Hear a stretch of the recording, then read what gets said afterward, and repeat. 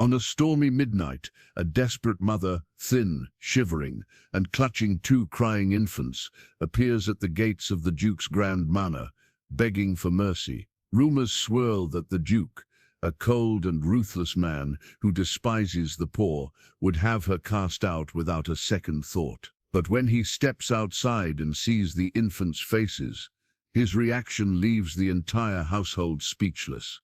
His hands tremble, his face drains of color, and instead of ordering her away, he does something no one could have predicted. Secrets buried deep within the Duke's past begin to unravel, revealing a shocking connection between him, the woman, and the children she risked everything to save. What could those infants possibly mean to a man who has shown no mercy to anyone? Before we continue, tell us where you're tuning in from, and if this story touches you, make sure you're subscribed, because tomorrow I've saved something extra special for you. The morning sun filtered through the stained glass windows of Ashford Manor, casting patterns of crimson and gold across the marble floors. Duke Sebastian Ashford stood in the portrait gallery, a place he visited each dawn before the household stirred. The faces of his ancestors looked down upon him with expressions frozen in oil and time. Stern men in military dress, proud women adorned with jewels that had long since been sold or locked away. Each portrait carried the weight of expectation, the burden of a name that stretched back 3 centuries. Sebastian's own portrait hung at the end of the gallery, painted 5 years after his father's death. In it he appeared younger, though only by a decade. The artist had captured something in his eyes that Sebastian himself had forgotten existed, a glimmer of warmth, perhaps even hope. He barely recognized that man anymore. The manor itself was a testament to old wealth and older pride. Built in the reign of Queen Anne, it sprawled across 50 rooms, each more grand than the last. The great hall boasted a ceiling painted by Italian masters. The library held 10,000 volumes, many unread for generations. Gardens stretched for acres, meticulously maintained by a staff of 12. Yet for all its grandeur, Ashford Manor felt hollow. It echoed with memories and silence in equal measure.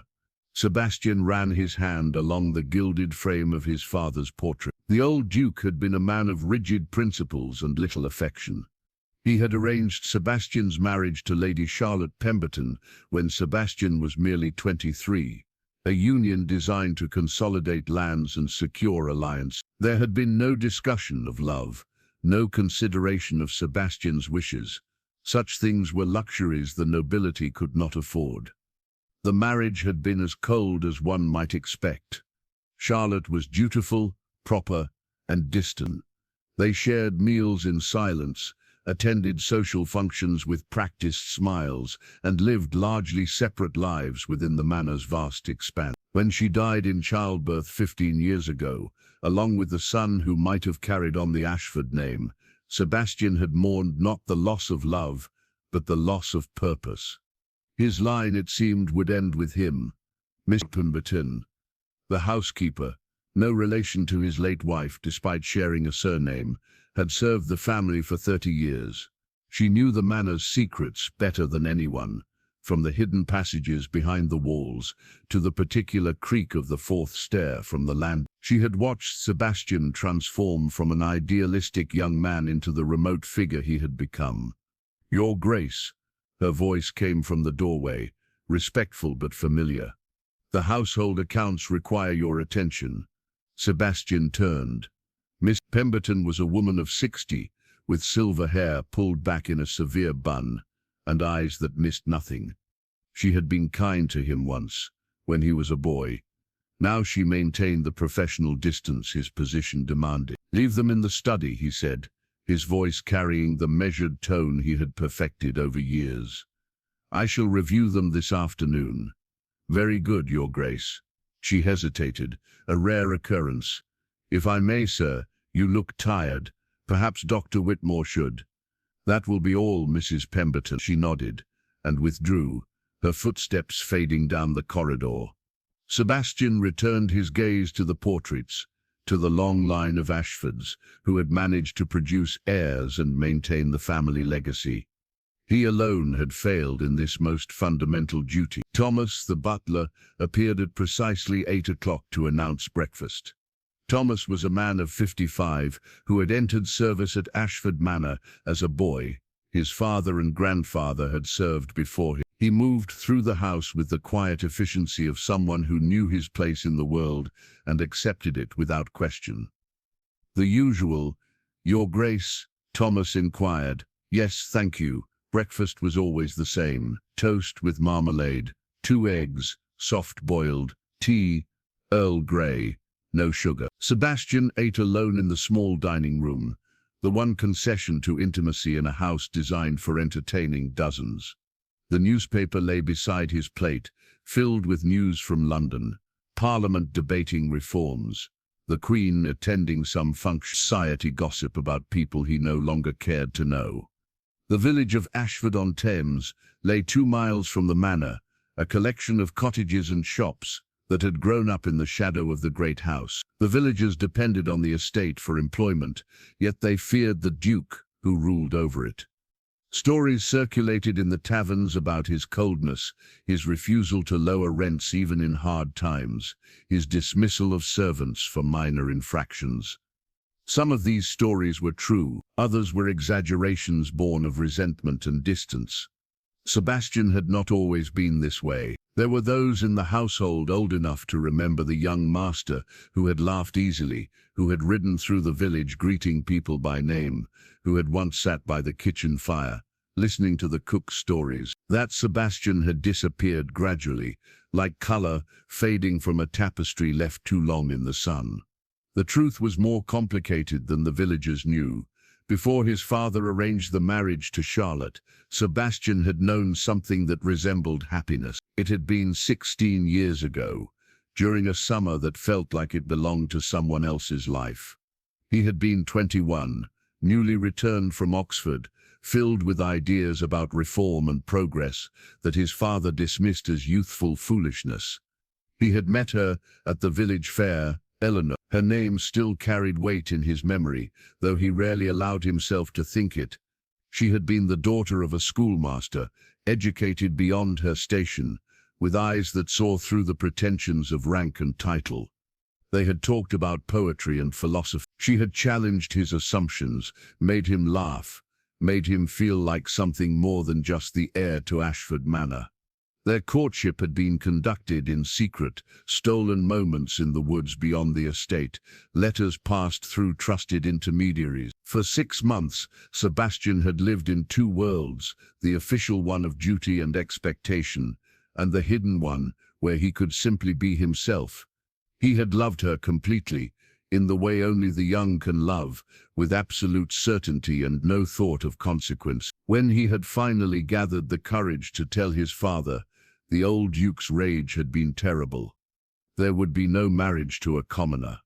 The very suggestion was an insult to centuries of Ashford heritage.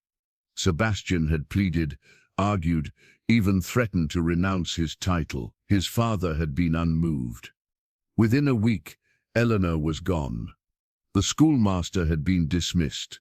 Given enough money to relocate to another county, Sebastian had tried to follow, but his father had effectively kept him prisoner at the manor for months. By the time he was allowed limited freedom, he had no idea where Eleanor had gone.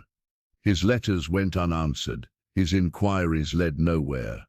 6 months later, his father presented him with the marriage contract to Charlotte. Sebastian had signed it in a state of numb resignation. What did it matter? The only person he had ever truly wanted was lost to him. He could fulfill his duty to the family name, even if his heart remained elsewhere. The years that followed had hardened him. Charlotte's death, rather than freeing him, had only reinforced his isolation. He threw himself into managing the estate with cold efficiency. He cut ties with old friends who might remind him of who he once was.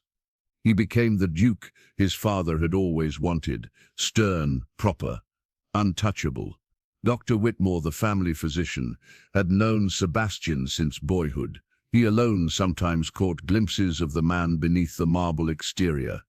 During his quarterly visits to check on the Duke's health, Whitmore would try to draw Sebastian Hajo conversation about matters beyond estate business. These attempts usually fail. "You are in excellent physical health, Your Grace," Whitmore had said at his last visit 2 months ago. "But I worry about your spirits. A man needs more than duty to sustain him. My spirits are my own concern, Doctor." "Indeed they are, but I have known you too long to pretend I do not see what this life costs you."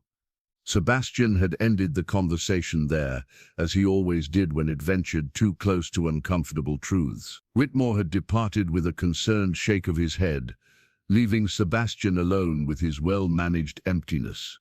The Manor's routine was unchanging: morning inspections of the grounds, afternoon correspondence and account reviews, evening reading in the library. Sebastian moved through each day with mechanical precision, neither happy nor particularly unhappy, simply existing in the role that had been assigned to him. The servants maintained their distance, speaking only when necessary. The villagers gave him a wide berth when his carriage passed through, on the rare occasions he ventured beyond the estate. He attended church each Sunday, sitting alone in the Ashford family pew, listening to sermons about charity and compassion that seemed to be directed at him specifically. He told himself he preferred this isolation. It was simpler, safer. There was a certain peace in not allowing anyone close enough to disappoint or abandon you. His ancestors in the portrait gallery seemed to approve. They too had sacrificed personal happiness for family duty. The autumn of 1845 had arrived with unusual ferocity. October brought storms that stripped the trees bare weeks earlier than normal. The villagers spoke of it as an ill omen, though for what they could not say. Sebastian paid little attention to such superstitions. Weather was weather, nothing more. On this particular evening, the wind howled around the manor's stone walls with a sound like voices crying out. Rain lashed against the windows in sheets, turning the world beyond the glass into a blur of darkness and water. Sebastian sat in his study, reviewing ledgers by lamplight. The estate had prospered under his management, if prosperity could be measured solely in pounds and acres. Thomas entered at 8 o'clock to light the fire, a task he performed with the same methodical care he brought to all his duties. The butler had been with the family long enough to sense his master's moods, though he rarely commented on them. "A fearsome night, Your Grace," Thomas observed, stoking the flames. "Yes. The stable master reports all the horses are secured. The groundskeeper has checked the greenhouses." "Very good." Thomas hesitated, which was unlike him. "Your Grace, if I may, there are rumors in the village." Sebastian looked up from his ledger. "There are always rumors in the village. These concern you directly, sir. Some of the tenant farmers are struggling with the rents. There is talk of seeking relief, of petitioning you for an extension through the winter. The rents are fair and have not increased in 5 years. Those who manage their affairs properly have no difficulty meeting their obligations. Of course, Your Grace." Thomas's face remained neutral, but something flickered in his eyes. Disappointment, perhaps, or pity. "Will there be anything else this evening?" "No. You may retire once you have secured the house." After Thomas departed, Sebastian tried to return to his ledgers, but concentration eluded him. The numbers blurred together. Outside, the storm intensified. Thunder rumbled in the distance, drawing closer with each passing minute. Lighting illuminated the study in brief, harsh flashes that threw shadows across the bookshelves. He thought of the tenant farmers briefly and reluctantly. Many had families, children who would suffer if the rents went unpaid and evictions followed. But sentiment could not govern estate management. His father had taught him that compassion was a luxury that led to financial ruin. One had to maintain standards, enforce contracts, demand accountability. Still, the thought nagged at him. When had he become the kind of man who calculated human suffering in terms of profit margins? The answer was obvious. Gradually, over years of deliberate self-protection, it was easier to be hard than to be hurt. The clock struck 9. Sebastian closed the ledgers and stood, intending to retire for the evening.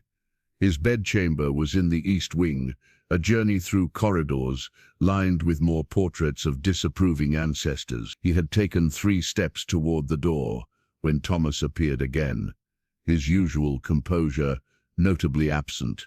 "Your Grace, forgive the interruption." Thomas's voice carried an edge Sebastian had never heard before. "There is a situation at the front gate." "At this hour? In this weather?" "Yes, sir. The guards report a woman. She is asking for sanctuary." Sebastian frowned.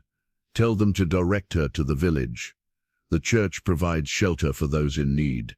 They have tried, Your Grace. She refuses to leave. She says she must speak with you specifically. She has children with her." "Infants, sir?" Something cold settled in Sebastian's chest, though he could not have said why. "This is highly irregular. What does she want?"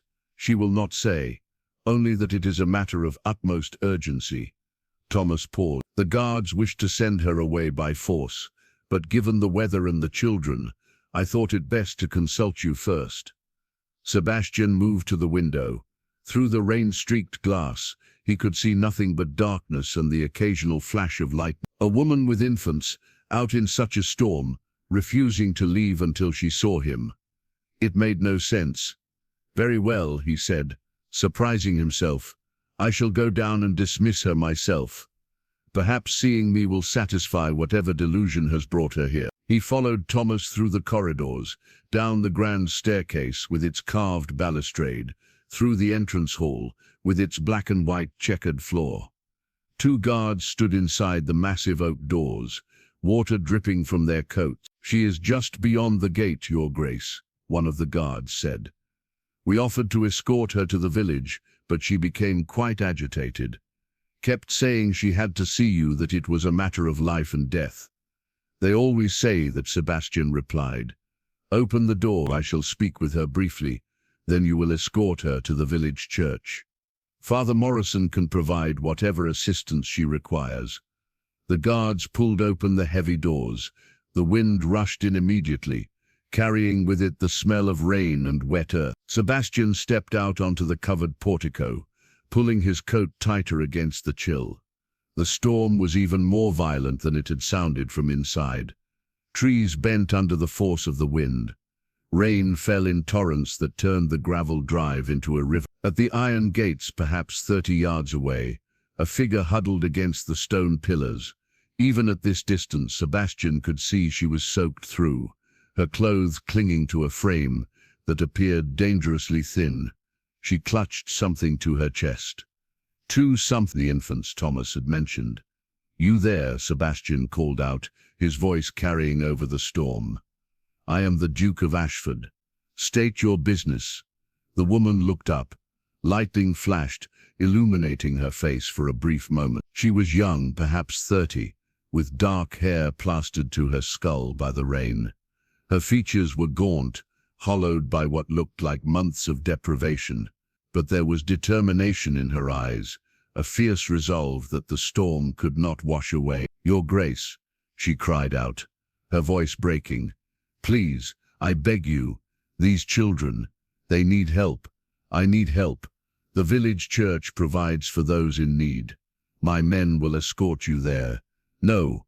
The desperation in her voice cut through the storm. "You do not understand. These children, they are." She stumbled forward, barely keeping her footing. One of the infants began to wail, a thin, weak sound that spoke of hunger and cold. Sebastian felt something stir in his chest, an unwelcome sensation he had spent years learning to suppress.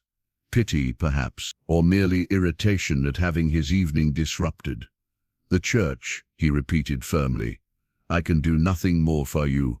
"Please," the woman called again. "Just look at them. Look at their faces. You must see." Another flash of lightning. In that instant of harsh white light, Sebastian saw the infants more clearly.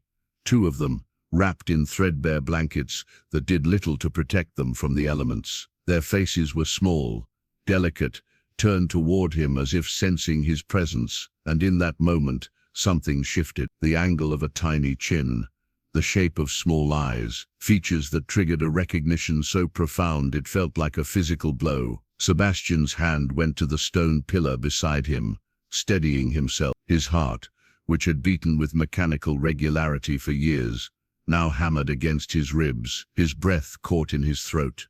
It could not be. After all these years, it was impossible. "Bring her inside," he heard himself say. His voice sounded distant, as if someone else was speaking. The guards exchanged glances, clearly uncertain they had heard correctly. "Your Grace?" I said, "bring her inside, now, and send for Dr. Whitmore immediately." The guards moved quickly, opening the gate and hurrying to the woman's aid. She nearly collapsed when they reached her, her strength finally giving out. One guard took her arm, while the other carefully lifted one of the infants from her grasp. She resisted at first, clutching the children with desperate strength, until Sebastian himself stepped forward into the rain. "You are safe now," he said, and was startled by the gentleness in his own voice. "Give me the child." She looked up at him, water streaming down her face, mixing with what might have been tears. Slowly, reluctantly, she transferred the second infant into his arm. The small lace was almost nothing, the body beneath the blanket, too light, speaking of inadequate nourishment. But as Sebastian looked down at the tiny face, at features he would have recognized anywhere, the world seemed to tilt on its axis. The infant's eyes opened, meeting him. In them Sebastian saw Eleanor, the same deep brown, the same shape, the same expression of serious contemplation. It was like looking backward through time, seeing the woman he had loved reflected in this tiny, fragile life. "Your Grace?" Thomas's voice broke through Sebastian's stunned silence. "Shall I prepare rooms?" Sebastian could not speak, could not move. He stood in the entrance hall, rain dripping from his coat onto the checkered floor, holding an infant whose face had just shattered. 16 years of careful emotional control. The guards supported the woman between them. She swayed on her feet, clearly on the verge of collapse. The second infant remained in the other guard's arms, crying weakly. "Yes," Sebastian finally managed. "The blue guest chambers in the east wing. Her fires lit immediately, and hot water, food, whatever Mrs. Pemberton can prepare quickly." Thomas's eyes widened almost imperceptibly. In 15 years of service to the current Duke, he had never seen such concern for a stranger. "At once, Your Grace. And Dr. Whitmore, send a rider.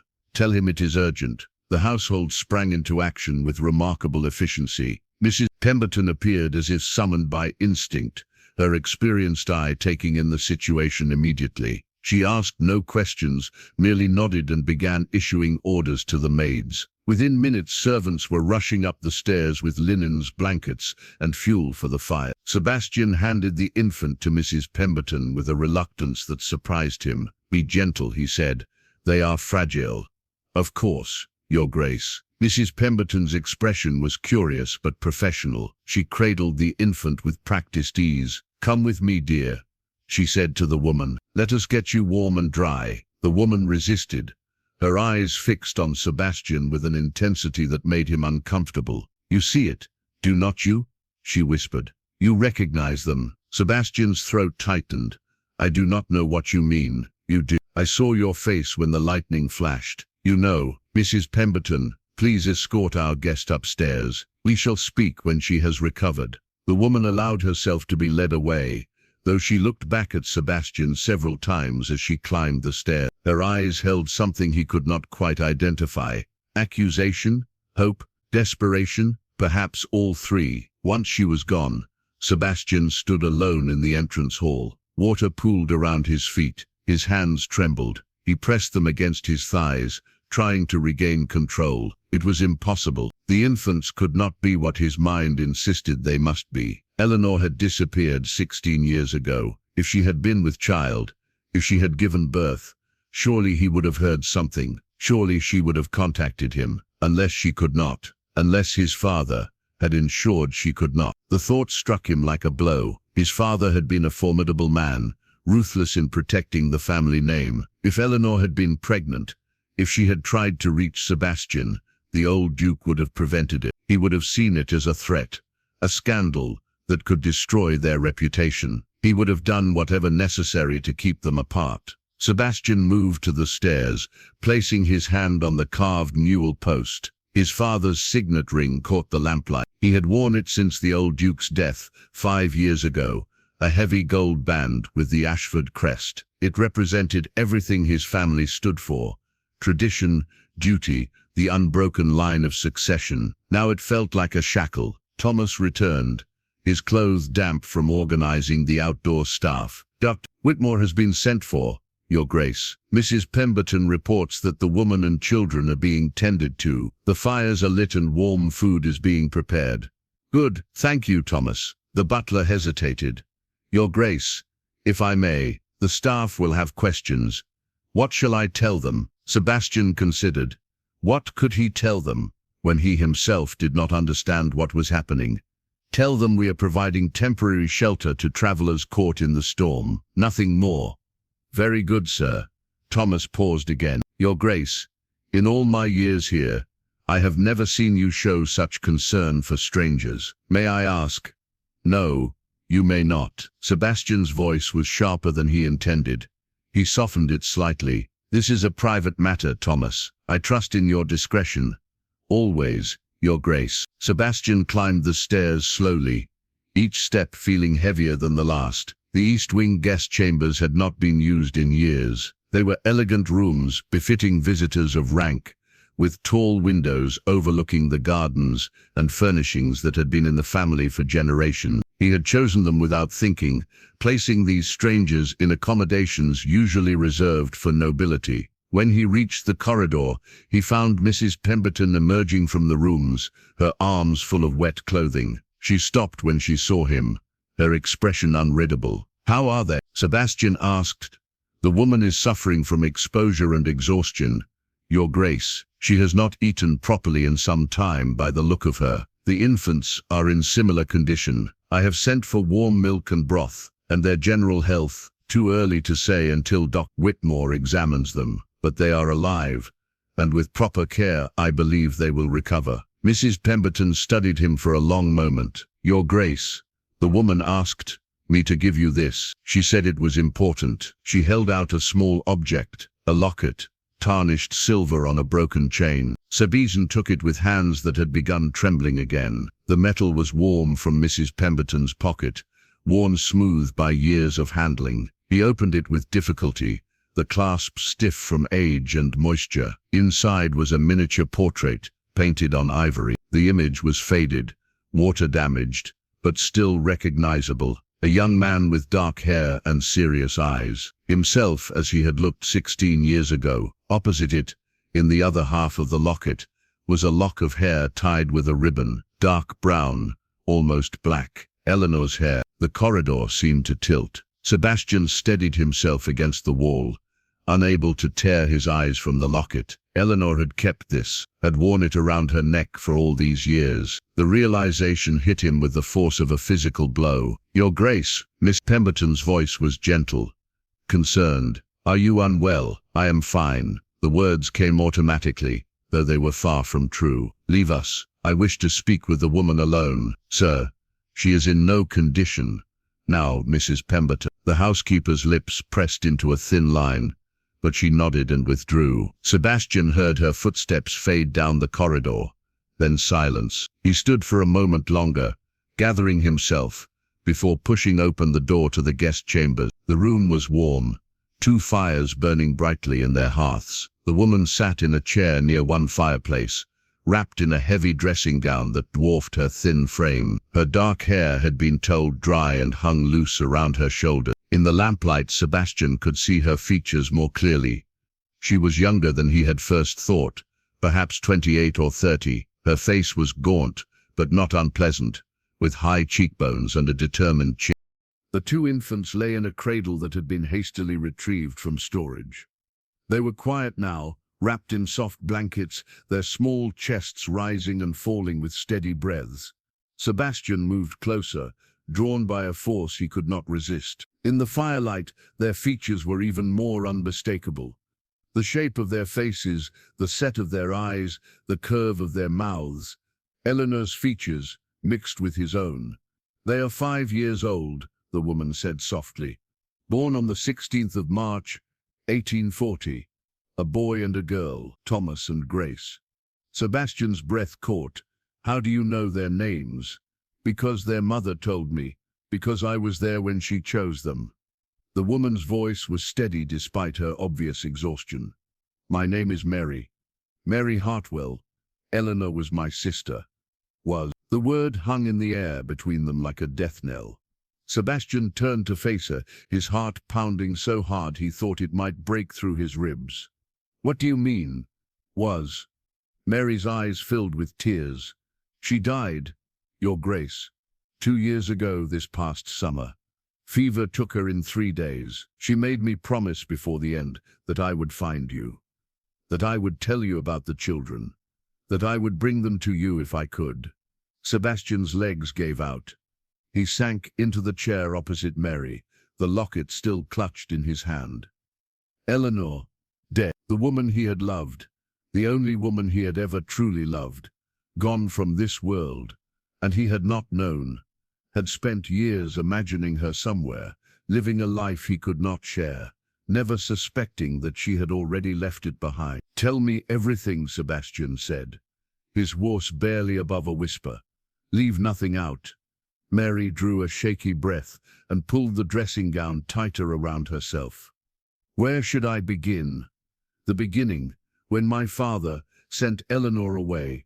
She never told me everything about that time. She was always private about her pain. But I know she loved you deeply, Your Grace. She spoke of you often, even years later." Mary's eyes grew distant, lost in memory. "After your father dismissed our own father from his position, we moved to Yorkshire, a small village called Thornfield. Father found work as a schoolmaster there, though the pay was poor and the position beneath his talents. I searched for her," Sebastian said. "For months. My father kept me confined to the estate, but eventually I had some freedom. I wrote letters, sent inquiries. Nothing came back. She received none of them. I am certain of that. Eleanor checked the post daily for the first year. She never stopped hoping you would find her." Mary paused, her voice catching. "She was already with child when we left. She did not know it then, but by the time we reached Yorkshire, there was no doubt." Sebastian closed his eyes, the pain of it washing over him. Eleanor, alone and pregnant, believing he had abandoned her. "Why did she not contact me? Send word?" "She tried. Our father forbade it, said it would only bring trouble down upon us. He was frightened of your father's power, of what the Duke might do if he learned about the pregnancy. Father made Eleanor promise she would keep the children's secret, at least until she could find a way to reach you safely, but she never did. No. Father died when Eleanor was 7 months along. Heart gave out one winter morning, left us with almost nothing. Eleanor had to find work, but no one would hire a pregnant woman with no husband. We survived on charity and what little I could earn doing laundry and mending." Mary's hands twisted in her lap. "The twins were born in a cramped room above a tavern. No doctor, just a midwife, who took pity on us. Eleanor nearly died bringing them into this world." Sebastian looked at the sleeping infants, so small and peaceful now, unaware of the struggle that had marked their beginning. "How did she manage? 2 children. No money, no family but you." "She was strong, stronger than anyone I have ever known. She took in sewing, taught reading to merchant children, did whatever work she could find that allowed her to keep the twins with her. We moved often, always searching for better situations, cheaper lodgings. Sometimes we had enough. Other times we went hungry so the children could eat." The shame of it settled on Sebastian like a physical weight. While he had lived in luxury, surrounded by servants and comfort, Eleanor had struggled to feed their children. His children, the thought was still difficult to grasp, even as the evidence slept peacefully before him. "She never married?" Sebastian asked. "Never. She said her heart belonged to you, that it would be dishonest to pledge herself to another. Mary smiled sadly. There were men who showed interest, especially in the early years when she was still young and beautiful. She refused them all, said she was married in her heart, even if not in law. God forgive me, Sebastian whispered. I should have tried harder, should have defied my father completely. You were young, and your father was a formidable man. Eleanor never blamed you, your grace. She spoke of you with nothing but love and understanding. Dr. Whitmore's arrival interrupted them. The physician entered without ceremony, his black bag in hand and his coat dripping from the rain. He was a man of 60 with kind eyes and steady hands that had brought half the village into the world and eased the other half out of it. Your Grace, he said, nodding to Sebastian before turning to Mary, I am Dr. Whitmore. Let me examine you and the children. Sebastian rose. I shall wait outside. No, Mary said quickly. Please stay. They are your children. You should be here. Sebastian opened the satchel with careful hands. Inside he found a few articles of clothing, all mended and worn thin from wash. A small wooden toy horse, crudely carved but smoothed by small hands. A bundle of letters tied with a faded ribbon. His hands trembled as he lifted them out. There were dozens of them, perhaps 50 or more, written on whatever paper Eleanor could find. Some were on proper stationery, others on the backs of shop receipts or torn fragments of newsprint. The dates spanned nearly 6 years, from shortly after her arrival in Yorkshire until just weeks before her death. Sebastian untied the ribbon with unsteady fingers. He opened the first letter, dated October 1839, and Eleanor's handwriting brought tears to his eyes. He had forgotten the particular slant of her letters, the way she crossed her T's with a flourish. Now it all came flooding back. My dearest Sebastian, it began. I do not know if you will ever read these words, but I must write them nonetheless. Today I learned that I carry your child. Our child. The news should bring joy, and in some measure it does, but mostly I feel fear. How shall I manage alone? What kind of life can I provide? Sebastian read on, his vision blurring. Eleanor wrote of her pregnancy, her fears and hopes, her unwavering love for him, despite their separation. She wrote of their father's death, of the terrible poverty that followed, of the night the twins were born in that cramped room above a tavern. They are beautiful, Sebastian, one letter read. So small and perfect. The boy has your eyes, dark and serious even now. The girl has my mother's features, delicate as porcelain. I have named them Thomas and Grace. I hope you would approve. I hope someday you will meet them and love them as I do. Letter after letter chronicled the children's growth. Their first smiles, their first words. Thomas had been serious from birth, thoughtful and observant. Grace had been quick to laugh, finding joy even in their difficult circumstances. Eleanor wrote of teaching them their letters, of telling them stories, of the questions they asked about their father. Thomas asked me today where his papa is. One letter said, I told him his papa was a good man who loved them very much, but could not be with us. The lie tasted bitter on my tongue, but what else could I say? That your grandfather tore us apart? That the world considers their very existence a shame? No, better they believe you love them from afar than know the truth of our separation. Sebastian's hands clenched around the paper. His father had done this, had condemned Eleanor and these children to poverty and struggle, all to protect the precious Ashford name. The old Duke had died, believing he had done his duty, never knowing the cost of his pride. The later letters grew darker in tone as Eleanor's health began to fail. She wrote of fevers that came and went, of weakness that made it harder to work, of fear for what would become of the children if she died. She wrote of Mary's devotion, of her sister's promise to care for Thomas and Grace if the worst should happen. The final letter was dated July 1843, just weeks before her death, according to Mary's account. The handwriting was shaky, barely legible in places. My dearest Sebastian, I feel my time growing short. The fever that has plagued me these past months will not release its hold. Harris says I must prepare for the end. I am not afraid for myself, but I am terrified for our children. Mary has promised to take them, to raise them as best she can, but she has so little. I have made her swear that if there is ever a chance, she will bring them to you. They deserve to know their father. They deserve the life I could not give them. Forgive me for all I could not do. Know that I loved you until my last breath. Your Eleanor. Sebastian sat in the chair, the letters scattered across his lap, and wept. He wept for Eleanor, for the life they should have shared. He wept for the children sleeping peacefully in the cradle, who had suffered through no fault of their own. He wept for the years lost to his father's cruelty and his own weakness. The fire had burned low when Sebastian finally collected himself. He carefully folded the letters and returned them to their ribbon, placing them back in the satchel with reverent care. These were all he had left of Eleanor now. These words, written in loneliness and love, were his only connection to the woman who had shaped his life, even in her absence. He stood and moved to the cradle again.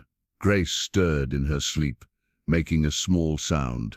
Without thinking, Sebastian reached down and gently stroked her hair. It was soft as silk, dark like Eleanor's.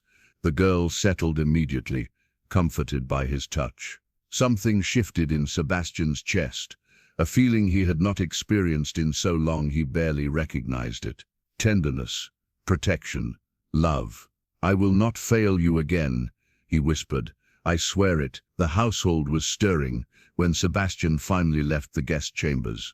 Dawn light filtered through the windows, painting the corridors in shades of grey and gold. He had sat with the children all night, watching them sleep, trying to make sense of the upheaval his life had undergone in the space of a few hours.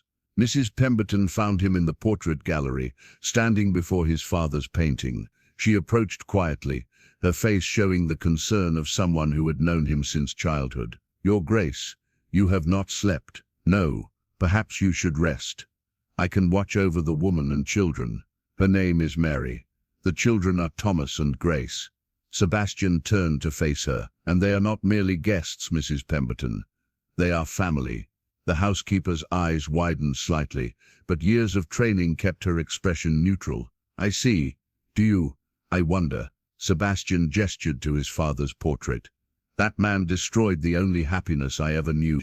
He separated me from the woman I loved, condemned her to a life of poverty, and deprived me of 5 years with my own children, all for the sake of this. He swept his hand to encompass the portraits, the manor, everything the Ashford name represented. Mrs. Pemberton was silent for a long moment. When she spoke, her voice was gentler than he had heard it in years. Your father was a hard man, Your Grace. We all knew it, but you are not him. You have the chance to choose differently. I intend to. The children will stay here. They will be raised as Ashfords, given every advantage, every opportunity I can provide. Mary will remain as well, as their guardian and companion. I will not separate them from the only family they have known. The village will talk, Your Grace. Questions will be asked. Let them talk. Let them ask. Sebastian's voice was firm. I have spent 15 years living by my father's rules, maintaining his standards, protecting his precious reputation. Where has it brought me? To isolation and bitterness. No more. These children deserve better than a father who hides them away in shame. Then you intend to acknowledge them publicly. In time. First, they must recover their health.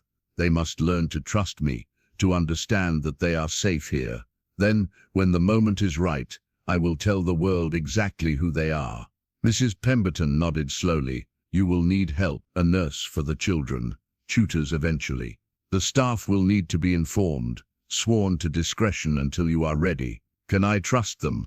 Most have served this house for decades, Your Grace.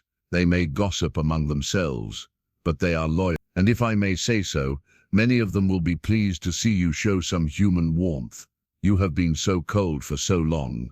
We had begun to wonder if the young master we once knew was lost forever. Sebastian felt something in him break at her words, some final barrier between his old self and the man he was becoming. He was lost, but perhaps he can be found again. I believe he can, Your Grace. I believe he already has been. The morning brought practical concerns. Dr. Whitmore returned to check on his patients and provided detailed instructions for their care. Mary woke briefly, ate some broth, and fell back into exhausted sleep. The children remained peaceful, their small bodies beginning the long process of healing. 3 days passed before Mary was strong enough to sit up for extended periods. The color had returned to her cheeks, and though she remained thin, the haunted look in her eyes had begun to fade. The children, too, showed remarkable improvement. Proper food and warmth worked wonders on their small bodies. They had stopped crying as much, their whimpers replaced by curious sounds as they explored their new surroundings with cautious interest. Sebastian visited them multiple times each day, a routine that did not go unnoticed by the household staff. He would sit quietly in the guest chambers, watching the children play with the simple toys Mrs. Pemberton had found in the nursery storage. Sometimes Mary would speak, telling him stories about Eleanor, filling in the gaps of the years he had missed. Other times they sat in comfortable silence, united by their shared grief and hope. On the 4th morning, Mary finally told him the full story of their journey to Ashford Manor. She spoke of the months after Eleanor's death, of trying to care for 2 small children on her meager earnings, of watching them grow thinner, weaker, despite her best efforts, of the desperation that had driven her to search through Eleanor's belongings for any clue that might lead her to Sebastian. "I found the letters first," Mary said, her hands folded in her lap. Eleanor had hidden them in a wooden box beneath the floorboards. Along with them was a small book, a journal where she had written everything about your courtship, your separation, her hopes that you would someday find each other again. "Where is this journal?" Sebastian asked, leaning forward. "I have it still. It is too precious to risk losing." Mary reached into the drawer of the bedside table and withdrew a small leather-bound book, worn and cracked with age. "She wanted you to have it, to understand what you meant to her." Sebastian took the journal with trembling hands. Inside, Eleanor's handwriting filled page after page with memories he had thought lost forever. Their first meeting at the village fair, the walks they had taken through the woods, the conversations that had lasted for hours, ranging from philosophy to poetry, to their dreams for the future. She had recorded it all, preserving their love in ink and paper. "I read it after she died," Mary admitted. "I hope you do not think less of me for that. I needed to understand why she had sacrificed so much, why she had chosen poverty and struggle over the possibility of a different life. When I finished, I understood. She loved you completely, Your Grace. That kind of love does not fade, even in the face of impossible circumstances. I loved her the same way," Sebastian said quietly. "I have loved no one else. Could love no one else. Then you must honor that love by caring for your children. They are all that remains of what you and Eleanor shared. I intend to do more than care for them. I intend to give them everything they should have had from the beginning." Mary studied him carefully. "Your Grace, I must ask, what are your plans? The children and I cannot impose on your hospitality indefinitely. I have been considering situations where I might find employment, perhaps as a governess, and take them with me. You will do no such thing." Sebastian's voice was firm. "You and the children will remain here as long as you wish. This is their home now, their birthright. But the scandal, Your Grace, when people learn..." "Let them learn. I have lived too long in fear of scandal, of what society might think. My father ruled his life by such concerns, and it brought nothing but misery. I will not make the same sayings." Mary's eyes filled with tears. Eleanor would be so grateful. She worried constantly about what would become of them. She should never have had to worry. That is my fault, my failure. But I can make amends, if not to her, then to her memory, through these children. A knock at the door interrupted them. Thomas entered, his expression troubled. "Your Grace, Lord Reginald Ashford has arrived. He insists on seeing you immediately." Sebastian's jaw tightened. Lord Reginald Ashford was his father's brother's son, a man of 45 with expensive tastes and perpetual debts. As Sebastian's closest male relative and the heir presumptive to the Ashford title, Reginald had always taken an unhealthy interest in the estate's affairs. His visits were infrequent, but always motivated by self-interest. "Tell him I will receive him in the study in 10 minutes." Sebastian said. After Thomas departed, Mary looked at him with concern. "Who is Lord Reginald?" "My cousin. A man who has spent his entire life waiting for me to die without an heir, so he can inherit everything." Sebastian stood, smoothing his coat. "His arrival now is inconvenient, but not surprising. News travels fast in the countryside. He has likely heard rumors about my mysterious guests. Should I be worried? No. Whatever happens, you and the children are under my protection. Reginald has no power here." Sebastian found his cousin waiting in the study, examining the books on the shelves with the false interest of someone looking for valuables.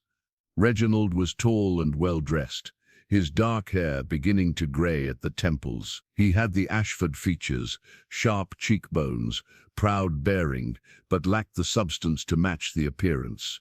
"Sebastian," Reginald said, turning with a practiced smile, "you look well. Country life must agree with you. What brings you to Ashford Manor?" "Reginald, you rarely visit without purpose. Can a man not call upon his cousin from time to time? We are family, after all. We are relations. Family implies affection, which we both know does not exist between us." Reginald's smile thinned.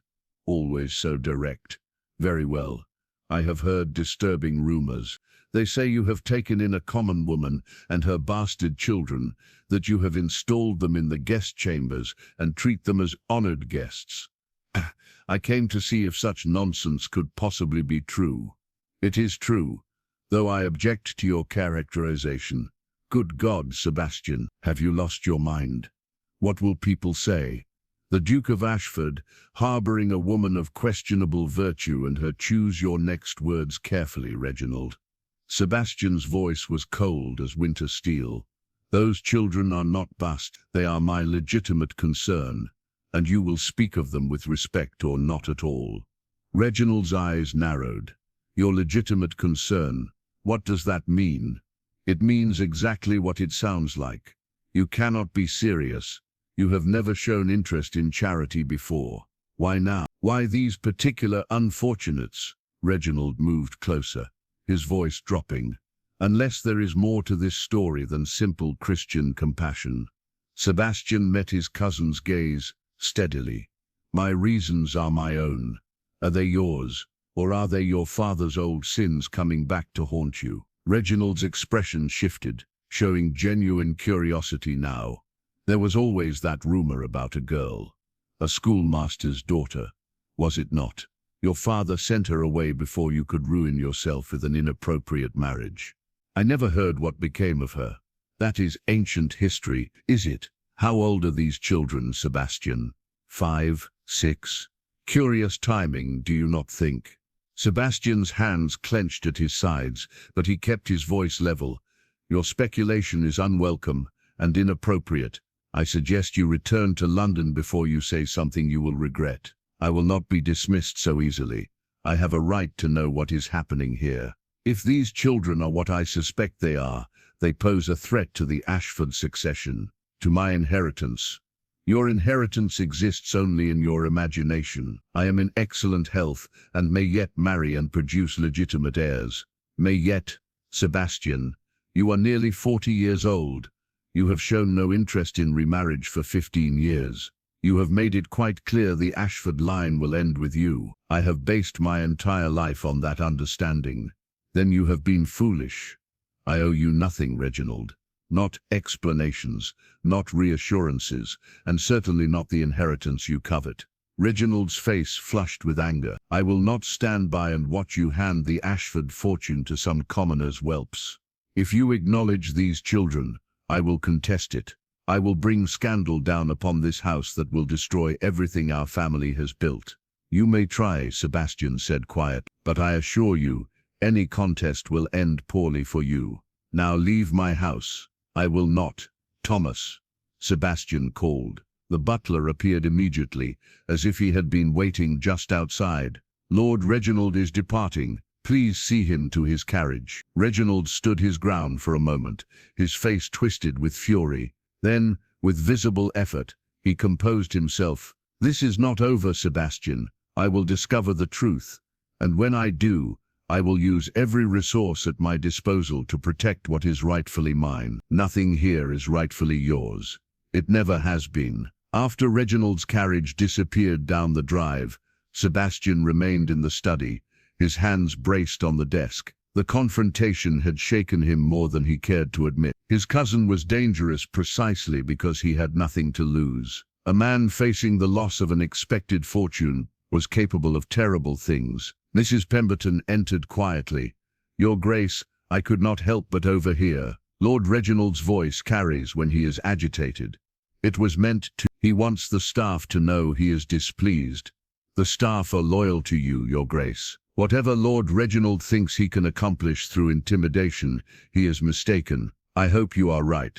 Sebastian turned to face her. Mrs. Pemberton, I need to ask you something. When my father sent Eleanor away all those years ago, were you here? Do you remember it? The housekeeper's expression grew troubled. I was here, Your Grace. I remember Miss Eleanor, a lovely young woman. Your father was quite harsh about the whole affair. Do you know if he did anything beyond dismissing her father? Any other measures to ensure they stayed away? Mrs. Pemberton hesitated. Your Grace, I should not speak ill of the dead. Please, I must know. Your father made inquiries. He wanted to be certain Miss Eleanor had left the county and would not return. I overheard him speaking with a man, someone from London. They discussed payments, assurances that the schoolmaster's family would have no reason or means to contact you. Sebastian's stomach turned. He paid them to stay silent. I believe so, yes, though I do not know the details. Your father was very careful to keep such matters private.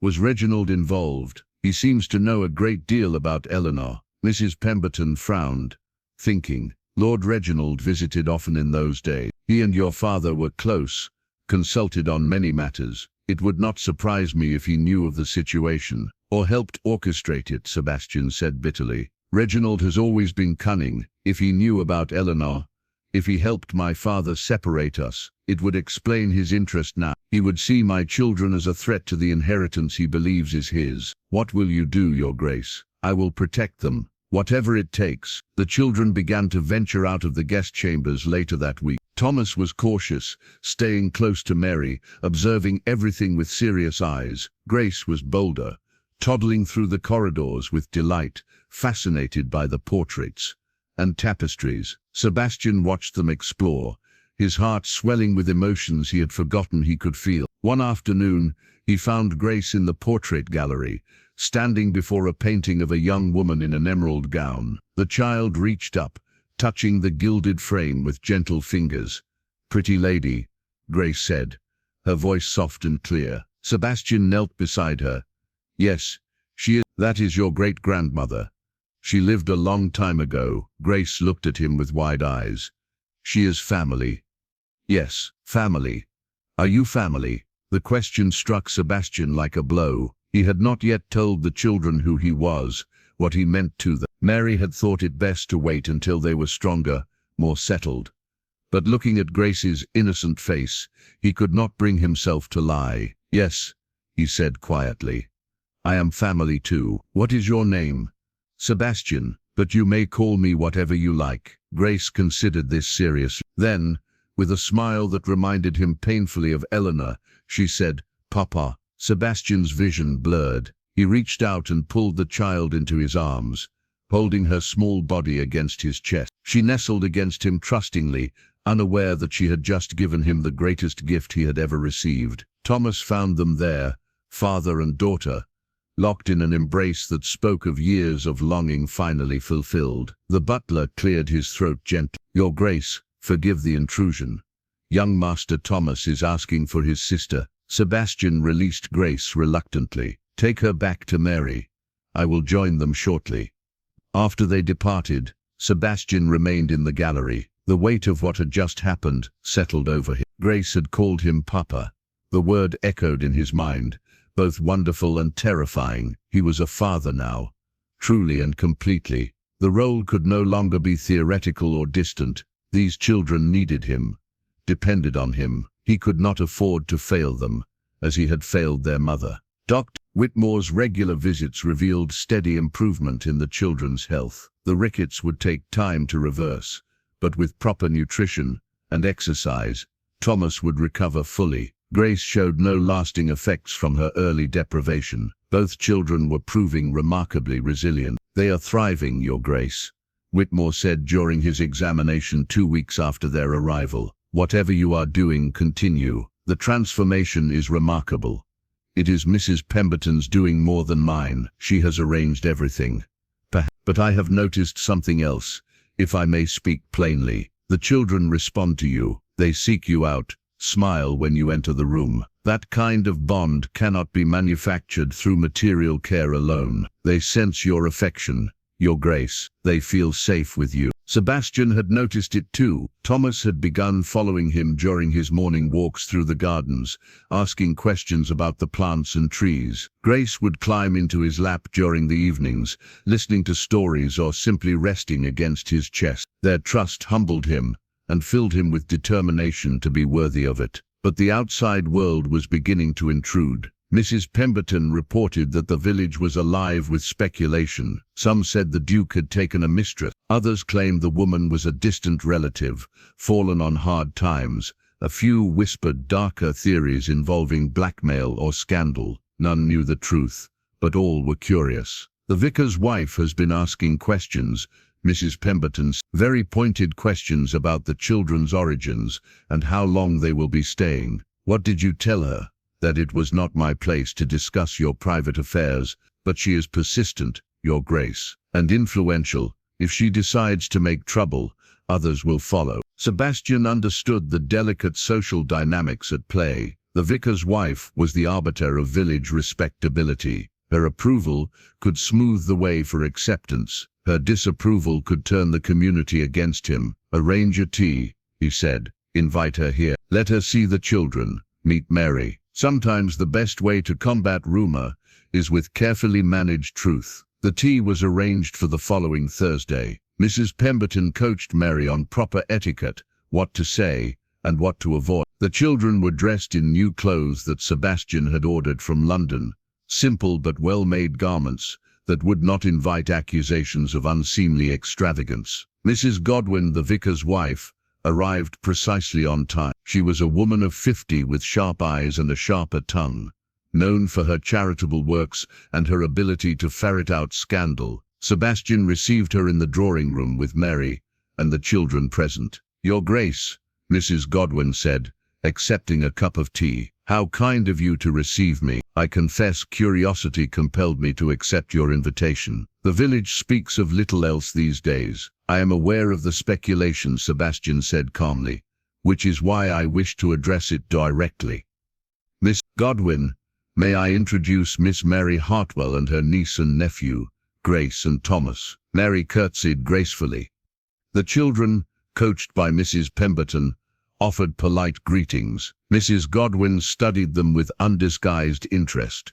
"Charming children," she said, "though they seem quite young for you to have such a personal interest in their welfare, if I may say so. Miss Hartwell is connected to my family through circumstances I prefer to keep private. When she found herself in difficult straits, I felt obligated to offer assistance. Surely Christian charity requires no more explanation than that."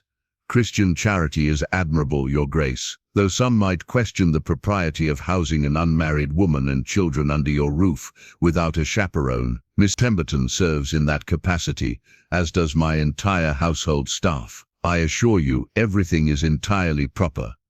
Mrs. Godwin's visit ended cordially but inconclusive. She had observed everything with keen interest, asked questions that seemed innocent, but probed for weakness, and departed with promises to call again soon. Sebastian knew the real judgment would come in her conversations with others, in what she chose to emphasize or omit when recounting her visit. "She did not believe you," Mary said quietly after Mrs. Godwin's carriage had departed. "She suspects there is more to the story." "Of course she does. But suspicion is not proof. As long as we maintain consistency, she can speculate all she wishes. And what happens when speculation becomes certainty? When someone pieces together the truth? Then we face it honestly. But not yet. Not until I have made proper arrangements. Those arrangements occupied Sebastian's thoughts constantly. He met with his solicitor, a discreet man from London named Mr. Blackwood, who specialized in delicate family matters. Their conversations were conducted in the strictest confidence, behind closed doors with no servants present. "The situation is complicated, Your Grace," Blackwood said, reviewing the notes Sebastian had provided. "If the children are indeed yours, and if you wish to acknowledge them formally, there are legal mechanisms. However, given the circumstances of their birth, the lack of a legitimate marriage—" "There was a marriage," Sebastian interrupted. Blackwood's eyebrows rose. "I beg your pardon. Eleanor and I were married, secretly by a country priest. My father knew nothing of it." The solicitor set down his pen carefully. "Your Grace, this changes everything.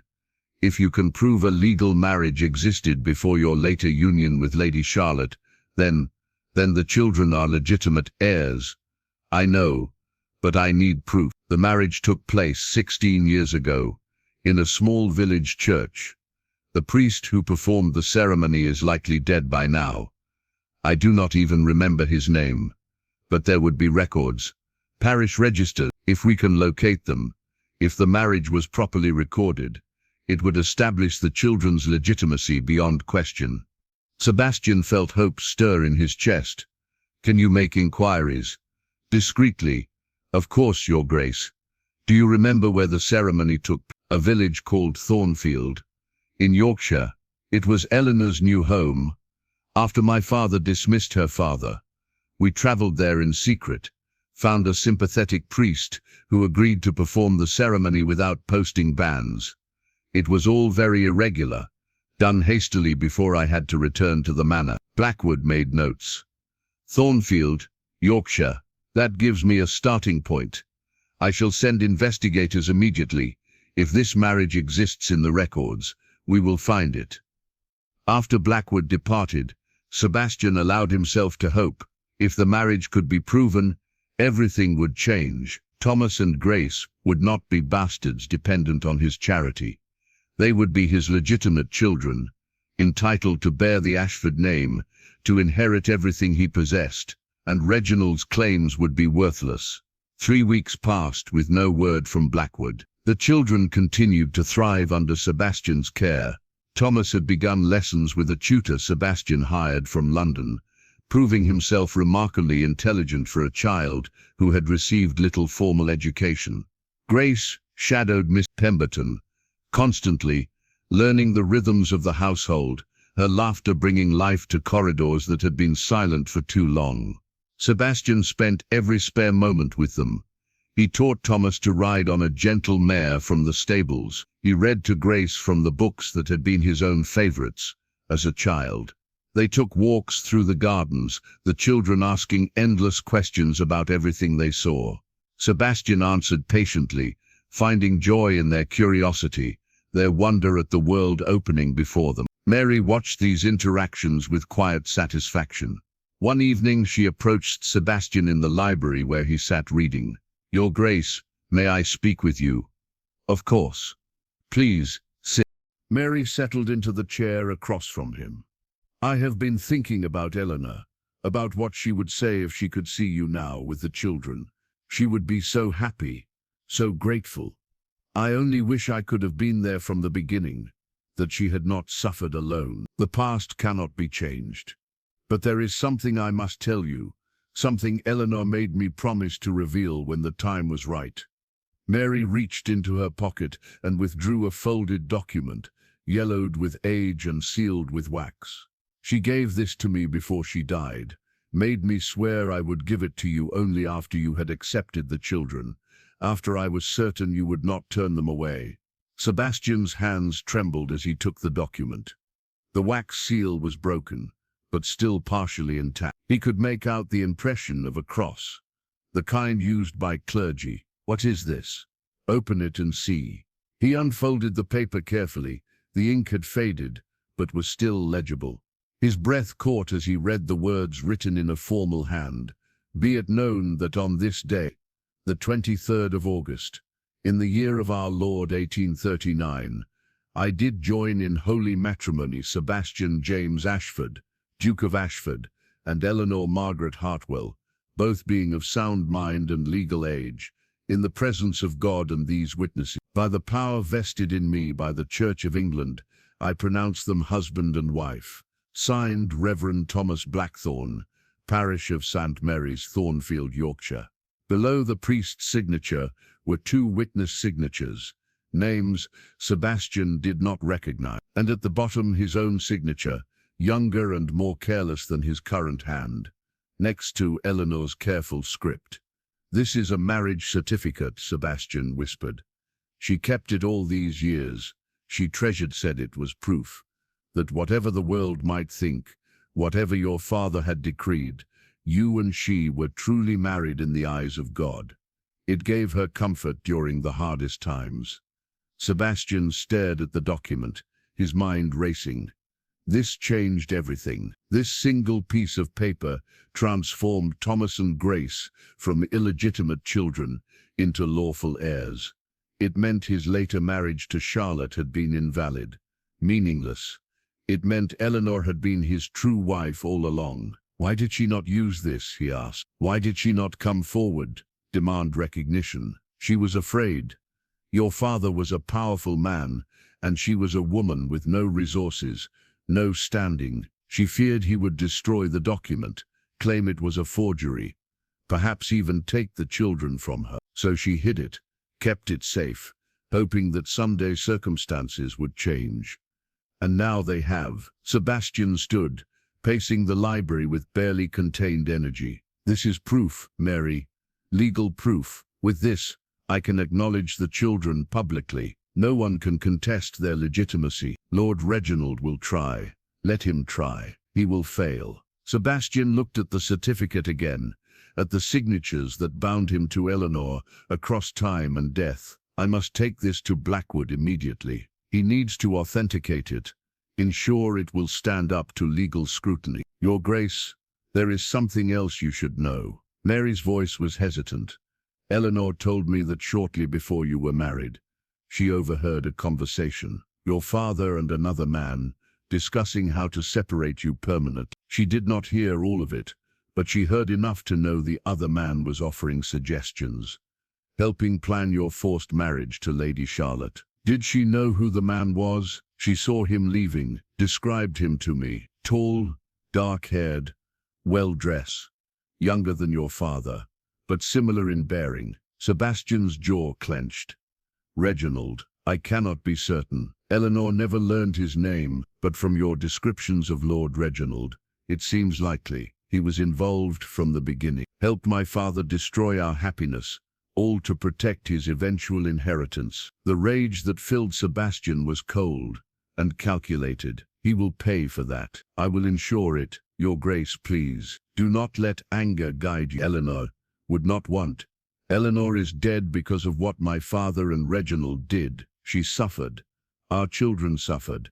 All because of their machinations. Justice demands an accounting. Mary rose and placed a hand on his arm. Then pursue justice, but do it for the right reason. For Thomas and Grace, for their future, not for vengeance. Sebastian took a deep breath, forcing himself to calm. She was right, of course. Revenge would satisfy nothing, but protecting his children, securing their rightful place, ensuring they never suffered as their mother had, that was worth any battle he might face. Sebastian summoned Mr. Blackwood to the Manor the following morning. The solicitor arrived with his team of clerks and authenticators, men trained to examine historical documents for legitimacy. They spent hours in the library, examining the marriage certificate under magnifying glasses, comparing the signatures to other samples, consulting reference materials about paper and ink from the period. The document appears genuine, Your Grace, Blackwood finally announced. The paper stock is consistent with what parish churches used in 1839.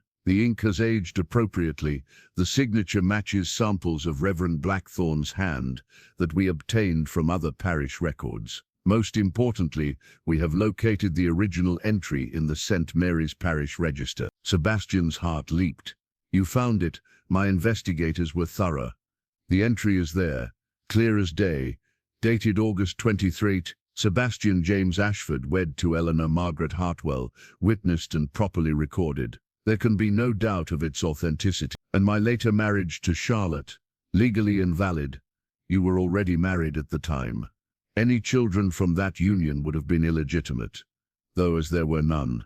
The point is moot. Your true and legal wife was Eleanor Hartwell, now deceased. Thomas and Grace are your legitimate children and lawful heirs. The words settled over Sebastian like a benediction. After years of loss and regret, he finally had the power to make things right. What are the next steps? We must file the appropriate documents with the court, establish the children's legitimacy formally, update birth records to reflect their proper parentage. It will take time, but the outcome is not in doubt. The evidence is irrefutable. And Reginald, can he contest this? Blackwood's expression hardened. He can try, but he will fail. The law is clear on such matters. A properly registered marriage takes precedence over all other considerations. Lord Reginald's expectations of inheritance are now void. He will not accept this quietly. No, Your Grace, I expect he will not, which is why I recommend swift action. File the documents immediately, before he has time to mount a defense or attempt sabotage. The element of surprise will work in our favor. Sebastian nodded. Do it. Whatever resources you need, you have them. I want this resolved as quickly as possible. After Blackwood departed with his team, Sebastian went to find the children. They were in the gardens with Mary, Thomas attempting to fly a kite while Grace chased butterflies. The scene was so peaceful, so achingly normal, that Sebastian paused to simply watch them. These were his children, his lawful heirs. The thought still felt miraculous. Papa! Grace spotted him and came running, her small legs carrying her across the lawn. She crashed into him with the fearless affection of childhood, and he lifted her high, spinning her around until she shrieked with laughter. Thomas approached more cautiously, as was his nature. Your Grace, I have been practicing my letters like you asked. Would you like to see? I would like nothing more.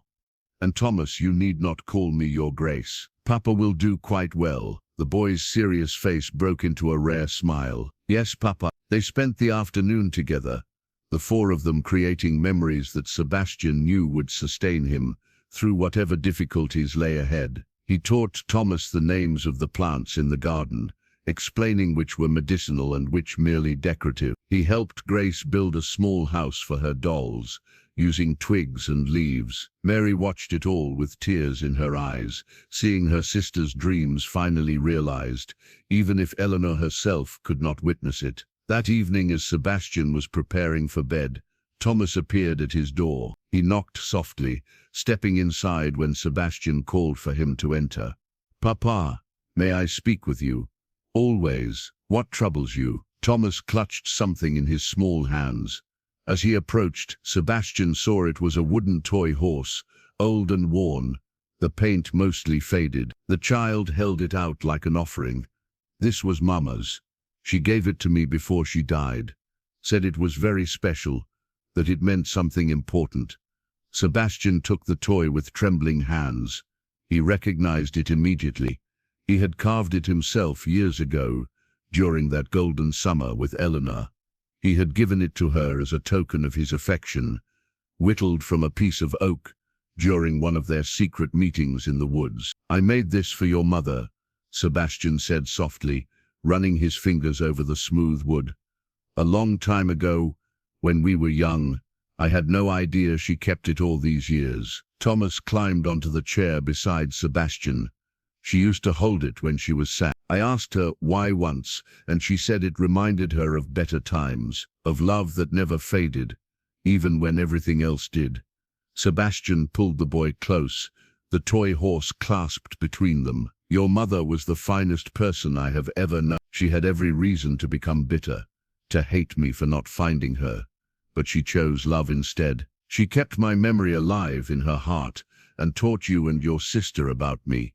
Even when I was not there, she said you were a good man who had been forced to make difficult choices. That someday we would understand. Tals looked up at Sebastian with eyes far too old for his young face. I think I understand now. You did not abandon us. You did not know we existed. If I had known, Thomas, nothing on this earth could have kept me from you. I would have defied my father, society, everything to be with your mother. And you children, I hope you believe that. I do, Papa. And I think Mama knew it too. That is why she never stopped loving you. They sat together in the firelight, father and son, connected by a ale wooden toy, and the woman who had loved them both. Sebastian felt the last of his carefully constructed walls crumble.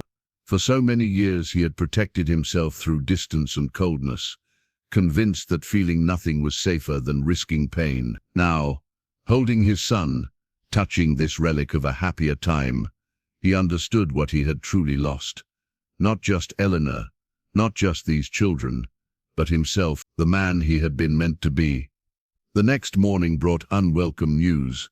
Thomas the butler announced that Lord Reginald had returned, this time with a solicitor of his own and several men who appeared to be officials of some sort. He is demanding to see you immediately. Your Grace, he seems quite agitated. Sebastian straightened his coat. Show them to the study. And Thomas, ask Mrs. Pemberton to keep the children upstairs until this matter is resolved. Very good, Your Grace. Reginald stood by the study window, his face flushed with anger. Beside him was a thin man in spectacles, who introduced himself as Mr. Hartley, a solicitor from London. Two other men, dressed in the somber clothes of court officials, stood near the door. Sebastian, Reginald began without preamble, I have learned of your plan. This charade has gone far enough. I am here to prevent you from committing fraud against the Ashford family and the Crown. Fraud? I have committed no fraud. You intend to claim those bastard children as legitimate heirs based on some fabricated marriage document. I will not allow it. Sebastian's voice was cold. The document is not fabricated. It has been authenticated by experts and confirmed by parish records. Eleanor and I were legally married in 1839, making Thomas and Grace my legitimate children. Impossible. You married Charlotte Pemberton that is the legal marriage. A marriage cannot be legal when one party is already wed to another. My union with Charlotte was invalid from the start. Eleanor was my true wife. Mr. Hartley stepped forward, adjusting his spectacles. Your Grace, my client has reason to believe this marriage certificate was obtained through deception or coercion. We have witnesses prepared to testify that no such marriage took place. Witnesses to an event 16 years ago. How convenient. Sebastian moved to his desk and withdrew the marriage certificate from a locked drawer. This document bears the signatures of the presiding priest and two witnesses. The entry exists in the official parish register. Your manufactured testimony will not stand against documented evidence. Reginald's face darkened. You think you have won, do you not? That you can simply produce a piece of paper and overturn decades of established succession. I have resources, Sebastian, influence. I will fight this in every court in England if necessary. Then you will lose in every court in England. The law is clear on this matter. The law can be influenced. Judges can be persuaded. I will not allow you to steal my inheritance and hand it to the spawn of some village whore. Sebastian was across the room before he realized he had moved, his hand gripping Reginald's collar. The court officials stepped forward, but Sebastian's fury kept them at bay. You will never speak of Eleanor that way again, Sebastian said, his voice deadly quiet. She was worth 1,000 of you, 1,000 of me. Everything she endured because of men like you and my father, men who valued money and status over human decency. Reginald tried to pull away, but Sebastian's grip was iron. You are proving my point, cousin. Look at yourself, assaulting a peer over some dead commoner. Is this the behavior of a rational man? Sebastian released him with a shove. Get out of my house, not until you hear what I have to say. Reginald straightened his coat. his eyes glittering with malice. "I know things, Sebastian, things about your precious Eleanor, things that will destroy any claim to legitimacy those children might have. There is nothing you could know that would change the facts. The marriage is documented and legal. Tell me, did Eleanor mention that shortly before this supposed marriage, she was seen in the company of another man, a traveling merchant who passed through Thornfield regularly? Several villagers noted their familiarity, their private conversation." Sebastian felt cold dread settle in his stomach. "You are inventing lies. Am I, or did your Eleanor perhaps seek comfort elsewhere when you failed to rescue her? Perhaps those children are not yours at all. Perhaps this entire claim is built on a foundation of adultery and deception." "That is absurd. The children have my features, Eleanor's features. Anyone can see. Physical resemblance proves nothing. Not in law, not in society.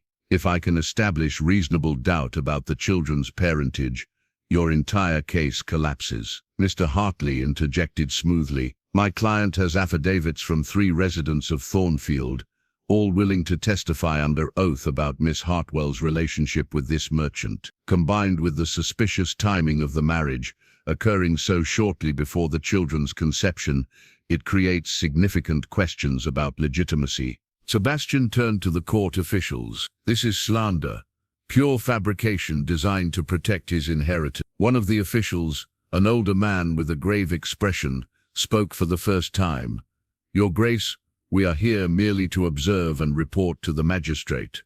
Lord Reginald has filed a formal challenge to the children's legitimacy. The matter will be heard before the court in 3 weeks' time. Both parties will have opportunity to present evidence and testimony." 3 weeks, Sebastian's mind raced. That is absurdly short notice. Lord Reginald has invoked special provisions due to the potential for fraud against the crown. When questions of inheritance and title are involved, expedited proceedings are permitted. Reginald smiled, the expression predatory. "I told you I had resources. Did you truly think you could simply announce these children and face no consequences? This is the beginning, Sebastian, not the end. I will expose every detail of Eleanor's life, every moment of her poverty and degradation. I will paint such a picture of her character that no court will accept her children as legitimate heirs to the Ashford name. You do this at your own peril, Reginald. I have evidence of your involvement in separating Eleanor and myself, of your role in my father's schemes. Push me too far and I will ensure that evidence becomes public." Empty threats. You have nothing, do I not? Miss Pemberton remembers your visits, your consultations with my father during that time. Servants talk, Reginald. They see and hear things their masters think remain secret. I have been making inquiries of my own. For the first time, uncertainty flickered across Reginald's face, but he recovered quickly. "Whatever you think you know, it changes nothing. The law will decide this matter, not accusations between cousins." After they departed, Sebastian stood alone in the study, his hands shaking with suppressed rage. In 3 weeks, his children's future, their legitimacy, their very identity would be decided by strangers who knew nothing of love or sacrifice or the price Eleanor had paid for her devotion. He moved to the window, looking out over the grounds where Thomas and Grace were visible in the distance, playing under Mary's watchful eye. They deserved better than this. Deserved a father who could protect them from the ugliness of the world, from men like Reginald, who saw them as obstacles rather than children. The 3 weeks passed in a blur of preparation. Miss Blackwood worked tirelessly, gathering evidence, interviewing witnesses, building the case for the children's legitimacy. Sebastian spent hours reviewing documents, rehearsing testimony, preparing for every possible attack Reginald might launch. Dr. Whitmore agreed to testify about the children's health and their obvious resemblance to Sebastian. Mrs. Pemberton prepared a detailed account of the events surrounding Eleanor's departure and Reginald's suspicious involvement. Even Thomas the butler, normally reserved, came forward with memories of conversations he had overheard between the old Duke and Reginald all those years ago. The night before the hearing, Sebastian could not sleep. He walked the corridors of the manor, past the portraits of ancestors who had lived by rules he no longer respected. Their judgments meant nothing now. Only the children mattered. Only truth mattered. He found himself in the nursery where Thomas and Grace slept peacefully. Mary sat in a chair by the window, keeping watch as she had done so many nights during their years of hardship. "You should rest," Sebastian said quietly. "I cannot. Tomorrow decides everything. If the court rules against you, what becomes of them? What becomes of us? I will not let that happen. You may not have a choice, Your Grace. The law is not always just. The powerful do not always lose." Sebastian sat beside her, both of them watching the children sleep. "Eleanor's diary.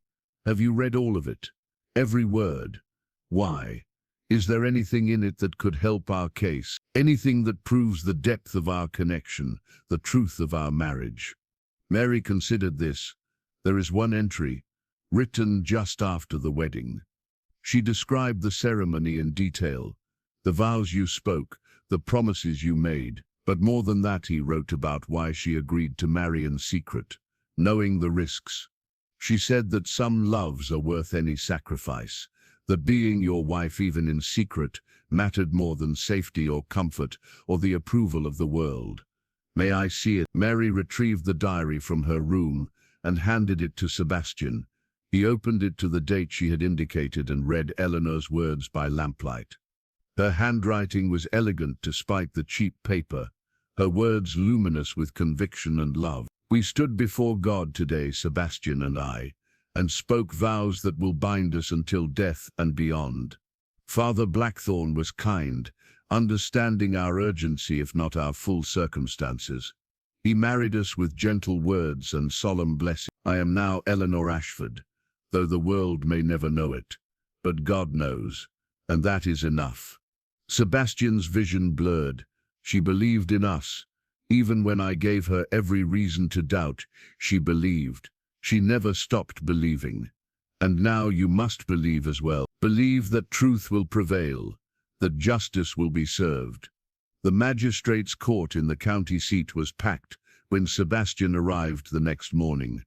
Word of the hearing had spread, drawing curious onlookers and gossiping nobles. Reginald sat at the plaintiff's table with his solicitor, looking confident and well-paired. Sebastian took his place across from them, Mr. Blackwood at his side. The magistrate, Lord Justice Pemberton, no relation to Charlotte or Miss Pemberton despite the shared name, was a man of 70 with a reputation for fairness tempered by strict adherence to law. He called the court to order with a sharp rap of his gavel. "We are here to address the matter of succession concerning the Ashford title and estate," he began. "Lord Reginald Ashford challenges the legitimacy of the children, Thomas and Grace, whom the Duke of Ashford claims as his lawful heirs.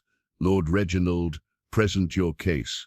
Reginald's solicitor stood. "Your lordship, we contend that the marriage certificate presented by the Duke is either fraudulent or, if genuine, that the children in question are not the product of that union. We have evidence suggesting that Eleanor Hartwell engaged in relationships with other men during the relevant period, casting doubt on the Duke's paternity. What evidence do you present?" "Affidavits from 3 witnesses who knew Miss Hartwell in Thornfield. They will testify to her association with a merchant named John Weatherby, suggesting an intimacy that occurred concurrent with her claimed marriage to the Duke. The first witness was called, a shopkeeper from Thornfield named Mr. Given. He was a nervous man in his 60s, clearly uncomfortable with the attention. Under questioning from Reginald's solicitor, he testified that he had seen Eleanor in conversation with John Weatherby on multiple occasions. "And would you characterize these conversations as familiar?" the solicitor asked. "Well, they seemed friendly enough, sir. More than just customer and merchant. If you take my meaning, did you ever see them alone together?" "Once or twice, yes. Walking by the river, talking quiet-like." Mr. Blackwood rose for cross-examination. "Givens, did you ever witness any improper behavior between Miss Hartwell and Mr. Weatherby?" "Improper? No, sir. Nothing like that. No embraces, no kisses, no conduct that would suggest a romantic relationship. No, sir. Just talking, as I said. And is it not true that Miss Hartwell was known in Thornfield as a woman of impeccable character? That she taught children their letters, attended church regularly, and lived a modest, respectable life? Mr. Givens shifted uncomfortably. That is true, sir. She was well regarded by most. Thank you. No further questions. The next two witnesses offered similar testimony. Observations of Eleanor speaking with Weatherby, but no actual evidence of impropriety. Blackwood methodically dismantled their implications, establishing that friendship between a merchant and a customer was hardly proof of adultery. Then Reginald's solicitor played his final card. Your lordship, we call Mr. John Weatherby himself. A murmur ran through the courtroom. A man in his 40s entered, well-dressed and confident. He took the oath and settled into the witness chair. Mr. Weatherby, the solicitor began, did you know Eleanor Hartwell during your time in Thornfield? I did, sir. A fine woman. I was sorry to hear of her passing. Would you describe the nature of your relationship with Miss Hartwell? Weatherby paused, seeming to choose his words carefully. We were friends. I traveled through Thornfield regularly on business, and she was one of the few educated people in the village. We enjoyed conversations about books, current events, that sort of thing. Just conversations. What are you implying, sir? I am asking directly, Mr. Weatherby. Was your relationship with Eleanor Hartwell ever intimate in nature? Sebastian tensed, his hands gripping the table. This was the moment Reginald had been building toward. Weatherby met the solicitor's gaze steadily. No, sir, it was not. The courtroom erupted in whispers. Reginald's solicitor looked momentarily stunned. Mr. Weatherby, I must remind you that you are under oath. I am aware of that, and I am telling you the truth. Eleanor Hartwell was my friend, nothing more. She spoke often of her children, of her struggles, of her grief over a lost love. Never once did she give any indication of interest in a romantic relationship with me or anyone else. But the witnesses testified. The witnesses saw us talking. That is all they saw, because that is all there was. Weatherby's voice grew firmer. I do not know why I was called here today, but I will not allow a good woman's memory to be slandered. Eleanor Hartwell was devoted to her children and to the memory of their father. She lived with honor and died with dignity. That is my testimony. Reginald's solicitor tried to recover. Your lordship, this witness is clearly hostile to our case. The witness is under oath, the magistrate said dryly. His testimony stands. Do you have any other witnesses? No, your lordship, but then we shall hear from the defense. Mr. Blackwood, Sebastian's solicitor stood. Your lordship, we will demonstrate not only that the marriage between the Duke and Eleanor Hartwell was legal and valid, but that the children are unquestionably the Duke's legitimate heirs. He called Dr. Whitmore first. The physician testified to the children's remarkable resemblance to Sebastian, describing specific physical features that were characteristic of the Ashford bloodline. He spoke with medical authority, his testimony carrying the weight of professional expertise. Miss Pemberton followed, recounting her memories of Sebastian's courtship with Eleanor, the old Duke's fury, and most damning, the conversations she had overheard between Sebastian's father and Reginald about how to permanently separate the young lovers. Mrs. Pemberton, Miss Blackwood asked, what exactly did you overhear? Lord Reginald visited the old Duke frequently during that summer of 1839. I heard them discussing how to handle the situation with Miss Hartwell. Lord Reginald suggested offering money to the schoolmaster to relocate far from Ashford. He also recommended arranging the Duke's marriage to Lady Charlotte as quickly as possible, to prevent any possibility of his pursuing Miss Hartwell. Did Lord Reginald know about the pregnancy? I cannot say for certain, but I heard him tell the old Duke that even if there were consequences from the relationship, they could be managed. That money and distance would solve any problems. Reginald leaped to his feet. This is hearsay and slander. I was merely advising my uncle on family matters. The magistrate rapped his gavel. Lord Reginald, you will have opportunity to testify if you choose. Sit down. Mr. Blackwood continued. Mrs. Pemberton, in your observation, Did Lord Reginald have any motive for wanting Miss Hartwell permanently removed from the Duke's life? Yes, sir. As heir presumptive, he had everything to lose if the Duke married Miss Hartwell and produced legitimate children. Her removal secured his eventual inheritance. Until now, yes, the most powerful testimony came from Father Thomas Blackthorne, the elderly priest who had performed the marriage. He had been located by Blackwood's investigators in a retirement home in York. Still sharp of mind, despite his 80 years, he was brought to court in a wheelchair, but his voice was steady and clear. "I remember the young couple well," he said. "The Duke was earnest, the lady was lovely. They came to me seeking a quiet ceremony, and I obliged. The marriage was entirely legal, properly witnessed, and duly recorded in the parish register. I have performed hundreds of marriages in my 50 years of ministry. That one stands out because of the obvious depth of feeling between them." "Did you have any doubt about the validity of the ceremony?" Mr. Blackwood asked. "None whatsoever.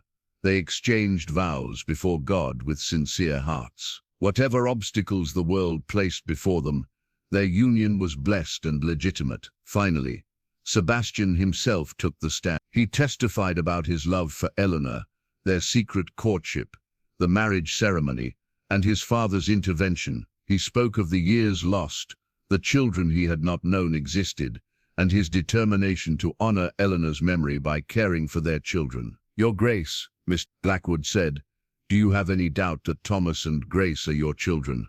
"None. They have my features and Eleanor's spirit. More than that, I have Eleanor's diary, written in her own hand, documenting her pregnancy, the children's births, and her unwavering devotion to our marriage, despite our separation." He held up the diary. "Your Lordship, I ask permission to read a passage." The magistrate nodded. Sebastian opened to a page he had marked. His voice wavered slightly as he read Eleanor's words aloud. "March 16, 1840. The twins were born today, a boy and a girl, perfect in every way. I held them and wept, wishing Sebastian could see them, could know the miracle we created together. They are proof of our love, living testaments to the vows we spoke before God. Whatever hardships we face, I will raise them to know they were born of true marriage and genuine devotion. They are Ashfords, whether the world acknowledges it or not." Silence filled the courtroom. Even the magistrate looked moved. Sebastian closed the diary carefully. "Eleanor Hartwell was my wife in every sense that matters. These children are my heir." Lord Reginald's challenge is motivated not by concern for truth or law, but by greed and fear of losing an inheritance that was never rightfully his. The magistrate called for a recess. The courtroom emptied, leaving Sebastian with his legal team. Mr. Blackwood was cautiously optimistic. The testimony went well. Father Blackthorne was particularly effective, and Weatherby's refusal to support their case was devastating to them. "But will it be enough?" Sebastian asked. "The evidence is compelling. The marriage is documented and verified. The children's resemblance to you is obvious. Unless the magistrate is corrupt or intimidated, I believe he will rule in our favor." When court reconvened, the magistrate delivered his judgment. His voice carried through the silent room with absolute authority. "Having heard all testimony and examined all evidence, this court finds that the marriage between Sebastian James Ashford and Eleanor Margaret Hartwell was legal, valid, and properly recorded. The children Thomas and Grace are the legitimate offspring of that union, and therefore lawful heirs to the Ashford title and estate. Lord Reginald's challenge is dismissed. The children's legitimacy is hereby established in law." The gavel. Sebastian felt the weight of years lift from his shoulders. 6 months had passed since the court's ruling. Spring had returned to Ashford Manor, bringing with it new life and renewed hope. The gardens bloomed with flowers that had not been planted in years,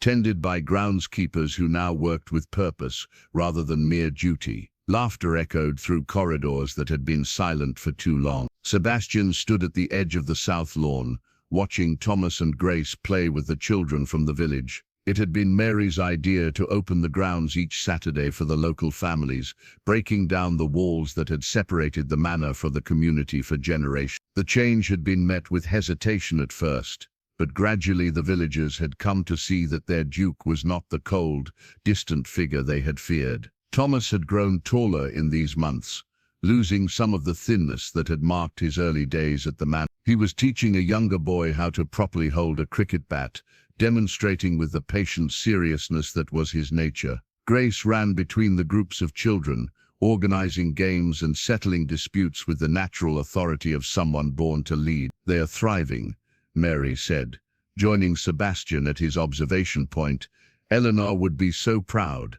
I think of her every day, wonder what she would say about all this.